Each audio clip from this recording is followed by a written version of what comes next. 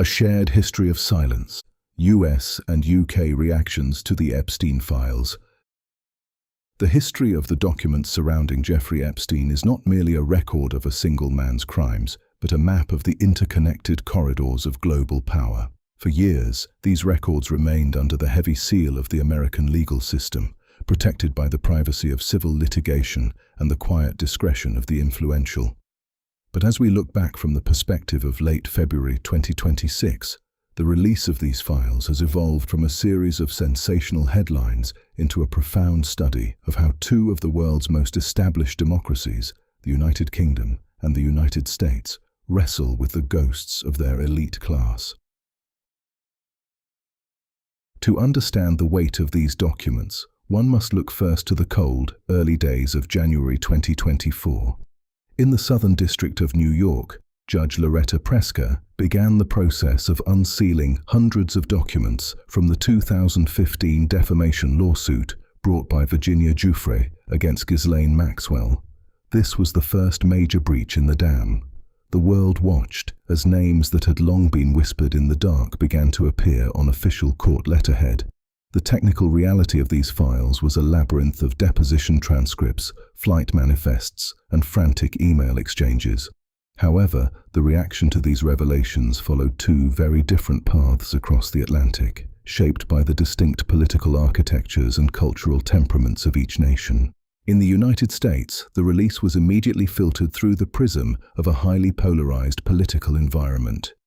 The documents arrived in the lead-up to the 2024 election cycle, and as such, they were frequently used as tactical ammunition. The American political class, rather than engaging in a unified call for institutional reform, largely retreated into partisan camps. The technical nature of the documents, often containing hearsay or mentions of individuals who were never charged, allowed for a selective reading of history. For some, the files were a tool to scrutinize the legacy of former President Bill Clinton. For others, they were a way to refocus attention on the long-standing associations of Donald Trump. The American public's reaction mirrored this fragmentation. On social media and in the 24-hour news cycle, the Epstein list became a kind of modern folklore, a digital puzzle that people attempted to solve in real time. There was a granular, almost obsessive focus on the John Does, the individuals whose names remained redacted until the final moments of the unsealing process. The technical reality of the documents, however, was often more nuanced than the public discourse suggested. Being mentioned in a deposition or appearing on a flight log did not, in a legal sense, equate to an allegation of criminal wrongdoing. Many of the names were those of witnesses, staff members, or incidental acquaintances. Yet, in the American consciousness, the nuance was often lost, replaced by a demand for a total and immediate purging of the political elite. This demand for transparency eventually led to the passage of the Epstein Files Transparency Act in late 2025. This legislation, born out of a rare moment of bipartisan cooperation in the US Senate, mandated the declassification of millions of pages held by the FBI and the Department of Justice. As these files began to trickle out in early 2026, they revealed the granular details of Epstein's financial network, including the specific ways in which he utilized revolving door lobbyists to maintain a veneer of respectability in Washington. The files detailed meetings at the Council on Foreign Relations and private dinners in Georgetown, painting a picture of a man who was not an outsider, but a deeply embedded fixture of the American establishment. Across the ocean, in the United Kingdom, the atmosphere was markedly different. While the US focused on the potential for future litigation and partisan gain, the UK faced a deep, existential crisis concerning its most permanent institution, the monarchy. The central figure of British concern was the man then known as the Duke of York.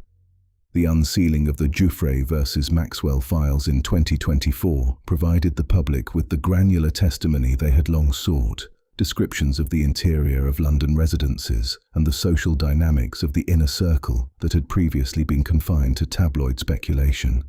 The British political class, unlike their American counterparts, generally sought to maintain a distance from the scandal, treating it as a constitutional matter rather than a partisan one. There was a quiet but firm consensus within Westminster that the situation was a private royal matter, at least until the sheer volume of public outcry made silence impossible. The technical depth of the British reaction was found in the scrutiny of the sovereign grant and the public funding of royal security. By late 2025, the internal pressure within the royal household led to a series of historic shifts. Following the unsealing of further correspondence in October of that year, specifically emails from February 2011 that contradicted previous public statements, King Charles III initiated the formal process to remove his brother's remaining titles and honours. The use of the style, His Royal Highness, and the title of Prince was ended, and the man formerly known to the world as Prince Andrew began to be referred to in official documents simply as Andrew Mountbatten Windsor. The technical depth of these files reveals why the UK and US have diverged so sharply in their legal outcomes. In the United States, the Department of Justice has maintained a consistent, if controversial, stance. Even as the Transparency Act brought more material to light, the American legal response remained largely focused on the past. Federal prosecutors have frequently noted that the documents, while revealing of the social habits of the wealthy, often lacked the specific, corroborative evidence required to bring fresh criminal charges against high-ranking figures who were not already implicated in the original Maxwell trial. The American public has struggled with this technical hurdle, leading to a lingering sense of unfinished business. In contrast, the British legal system began to move in a more direct direction as the calendar turned to 2026. On February 19th of this year, the news broke of the arrest of Andrew Mountbatten Windsor on suspicion of misconduct in public office. This was a seismic shift. Unlike the civil suits that had characterized the American legal battles, this was a criminal investigation led by British police forces, including the Metropolitan Police and Thames Valley Police. The investigation did not center on the sexual assault allegations that had been settled in a US civil court years prior, but rather on the technical and granular details of his time as the UK's Special Representative for International Trade and Investment.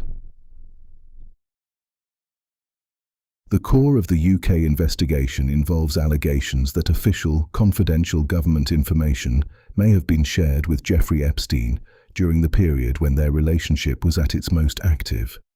This highlights a fascinating technical difference in how the two nations view the scandal. In the US, the public and the courts have viewed the Epstein files primarily through the lens of sex trafficking and personal morality. In the UK, the focus has expanded to include the potential breach of the state's trust. The granular details of the investigation involve the tracking of official travel itineraries and the comparison of those dates with Epstein's own private flight logs, a painstaking process of forensic cross-referencing that has taken years to complete. This theme of institutional breach extended beyond the royal family. The February 2026 document released by the US Department of Justice, a staggering tranche of material, including internal FBI memos and surveillance logs, brought new scrutiny to Peter Mandelson, a former cabinet minister and high-profile British diplomat. The files suggested a degree of financial and personal proximity that had not been fully disclosed during his various appointments. When emails surfaced allegedly showing the sharing of sensitive details regarding a 2010 bank bailout, the political reaction in London was swift. Mandelson's dismissal as the UK's ambassador to the United States and his subsequent arrest on suspicion of misconduct in public office marked the first time the Epstein scandal had directly toppled a senior member of the current British political establishment. The American public observing these arrests from afar has reacted with a mixture of vindication and skepticism. While some see the UK's actions as proof that the rot can be excised, others in the US point to the lack of similar arrests in Washington as evidence of a deeper cover-up. The US political class continues to navigate the fallout of the 2024 election, where the Epstein files were a recurring theme in campaign rallies. Yet, despite the noise, the American institutional response remains anchored in the Department of Justice's assertion that the documents do not provide a path to new prosecutions. This has created a transparency gap, where millions of pages are public, but the legal consequences remain stagnant in the American courts. There is a specific, quiet tragedy in the details found within the 2026 files. They contain the late-stage depositions of survivors who spent decades seeking a simple acknowledgement of the truth. These documents are often difficult to read, filled with the granular details of lives interrupted and a system that failed to protect the vulnerable. One of the most significant developments in the narrative occurred in April 2025 with the passing of Virginia Giuffre. Her death marked the end of an era for the litigation, yet the files she fought so hard to unseal have continued to speak in her absence. Her testimony remains the bedrock upon which the current British investigations are built, providing the necessary context for the movements of the figures involved. As we look at the technical aspects of the files, we see the importance of the Black Book and the flight logs of the Lolita Express. These are not just lists of names, they are records of time and space. Investigators in 2026 have used sophisticated data modeling to map Epstein's movements against the public appearances of world leaders. In the US, this data has been used primarily by journalists and independent researchers to build a more complete picture of Epstein's influence. In the UK, the same data is being used as evidence in a criminal proceeding. This discrepancy highlights the different roles that truth plays in the two societies, as a tool for public accountability in the UK and as a subject of intense, often partisan debate in the US. The role of the media in both countries also deserves granular examination. In the United Kingdom, the tabloid press, often criticised for its intrusive nature, played a key role in keeping the story alive when the political establishment wanted it buried. The technical details of the Prince's 2019 Newsnight interview were dissected for years, with every blink and stutter analysed by experts. By 2026, the broadsheet press in the UK has taken over the mantle, providing deep investigative reporting on the financial ties between Epstein and the City of London. In the United States, the media landscape is more fragmented. While major outlets like the New York Times and the Wall Street Journal have provided excellent technical reporting, the story has also been shaped by citizen journalists on platforms like X and Substack, where the line between fact and speculation is often blurred. The 2026 files also shed light on the role of Epstein's associates who were not in the public eye. The technical details of his offshore accounts in the US Virgin Islands and his use of shell companies in the Caymans have provided a blueprint for how the ultra-wealthy can hide their activities from the state. This has led to a renewed push in both the US and the UK for more stringent financial transparency laws. In the US, this has taken the form of the Corporate Transparency Act amendments, while in the UK, there is a push for a register of overseas entities that would actually have the teeth to uncover the true owners of London's luxury real estate. The story of the Epstein files is not a closed book. Even now, in February 2026, the process of discovery continues. In the United Kingdom, police searches have recently been conducted at Royal Lodge in Windsor, a visual reminder that the investigation into misconduct in public office is active and unfolding. The National Police Chiefs Council has indicated that they are coordinating a tsunami of allegations as more documents are analysed, focusing on the use of British airports, specifically Farnborough and RAF Northolt, to facilitate the movement of individuals within Epstein's network. The technical challenge of these investigations is immense, involving the retrieval of deleted emails and the reconstruction of old server data. In the United States, the focus has shifted toward the role of major institutions. Recent disclosures in February 2026 have cast a shadow over several high-profile universities and research centers, where Epstein's financial contributions were once welcomed without question. Professors and administrators are now facing their own internal reckonings, as students and faculty demand to know how such a deep level of influence was permitted to flourish for so long. The granular details of these donations often involved Epstein directing research towards specific areas of interest, such as transhumanism and genetic engineering, raising profound ethical questions that go beyond his criminal activities. As we observe the reactions of the two nations, a clear pattern emerges. The United States continues to treat the Epstein files as a cultural and political battlefield, a place where narratives are contested and the public's trust in government is tested daily. The reaction is broad, loud, and deeply emotional. The United Kingdom, meanwhile, is engaged in a more formal, institutional dismantling. The reaction is quieter, more legalistic, but perhaps more consequential for the structures of power. One nation seeks to understand the why through the lens of ideology, while the other seeks to address the how through the lens of the law.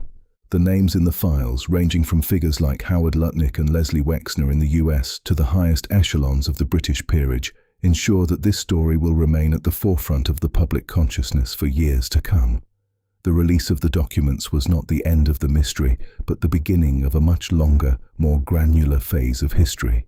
It is a phase characterized by the slow, methodical work of investigators and the persistent, quiet demand of the public for a full accounting. The technical depth of the 2026 releases has also revealed a third layer of the Epstein network, the tech elite of Silicon Valley. Files unsealed just weeks ago detail private meetings between Epstein and some of the most prominent figures in the world of artificial intelligence and social media. These revelations have sparked a new wave of concern in the US about the intersection of wealth, technology, and sexual exploitation.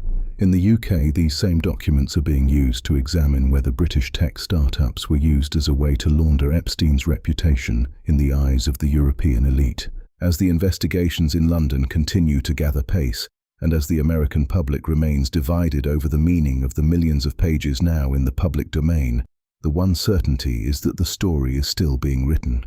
The events of February 2026, the arrests, the resignations, and the new tranches of evidence suggest that the shadow cast by Jeffrey Epstein's network is longer and more complex than anyone had once imagined. The world is no longer looking for a list.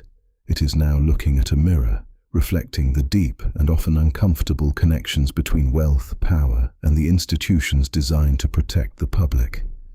The granular details of the story continue to emerge daily. Just yesterday, the UK's Crown Prosecution Service hinted that further charges could be coming as they begin to process the information recovered from a dead man's switch server located in Paris, which was only recently accessed by international investigators. In Washington, the Senate Judiciary Committee has announced a new round of hearings to examine the FBI's initial failures in the mid-2000s, a technical post-mortem of an investigation that went wrong long before it ever went right.